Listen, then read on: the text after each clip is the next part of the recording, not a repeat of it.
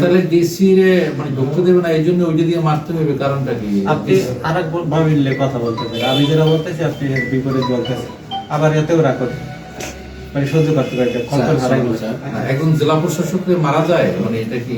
এখন আপনি আবার কিন্তু বুঝাতে করে রাখো, ঠিক আছে, লোক কথা বলে পরোয়া করেন কিন্তু একদম বাইরে দিয়ে মরলে স্যার ঠিক আছে স্যার, ওই যে ওয়ারেন্ট রেজিস্টার নিয়ে স্যার। তাহলে এই যে ওইখানে এরকম একটা রেঞ্জ সাথে রাখা কেন, কারণটা কি?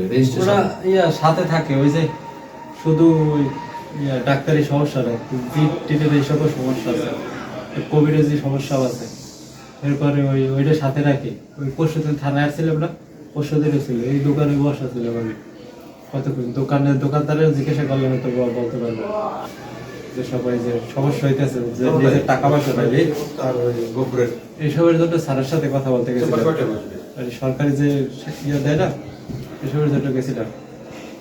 এবার ওই হুজুরের সাথে যে দেখা হয়েছে, রুমে ঢুকছিলাম, হুজুরের সাথে যে দেখা হয়েছে, ওই হুজুরে ওই কলার ধরে টানতেছে, আর বললাম না যে ওইগুলো দাবি এর আগে আবার কারাদারি একটা তাবিজ করে, আবার তাবিজের ওই ইয়াতে পাগল হয়ে গেছিলাম 20 সালে, এই সমস্যা রয়ে গেছে, পুরোটা ভালো করতে পারি না। এরপর ওই হুজুরে যে কলার ধরে টানতেছে আর ওই সহ্য করতে পারি না, আগে একটা ইয়ে ছিল না যে একটা এটা অন্যায় পাপ, হ্যাঁ এটাতে আবার কষ্ট হইব, এসব জিনিস আর পড়াও করি না, ওই কলার ধরছে তো বাইরে দিছি, ধরলো কি